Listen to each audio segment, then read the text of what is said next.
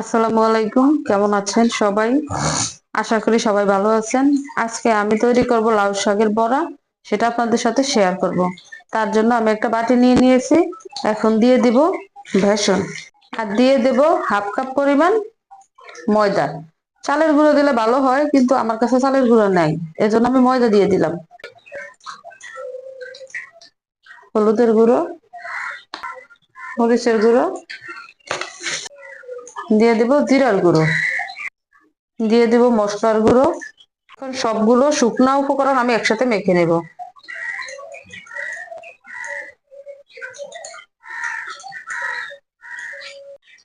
এখন অল্প অল্প পানি দিয়ে আমি বেসনটা মেখে নেব। এই তো আমি বেসনটা এভাবে গুলে নিয়েছি। এখন আমি এক এক করে ভেজে নেব বড়াগুলো। এই তো বড়াটা তৈরি করার জন্য আমি চুলায় কড়াই বসিয়ে দিয়েছি। এখন দিয়ে দেব পরিমাণ মতো তেল। আমি এখানে বেশি তেল দিয়ে ভাজবো না, হালকা তেল দিয়ে ভাজবো। তেলটা একটু গরম হলে আমি দিয়ে দেব। এগুলো আমি ভাজ করে বেসনের ভিতরে ডুবিয়ে নেব। এভাবে আমি লাউ পাতার বড়াগুলো ভেজে নেব। তেলটা আমার গরম হয়ে গেছে, এখন আমি তেলে দিয়ে দেব।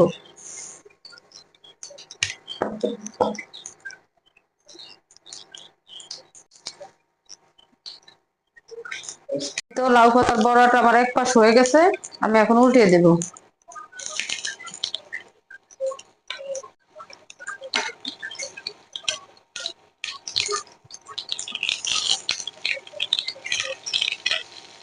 এই তো লাউ শাকের বড়াগুলো একদম সুন্দর লাল করে ভাজা হয়ে গেছে, এখন আমি উঠিয়ে নেব।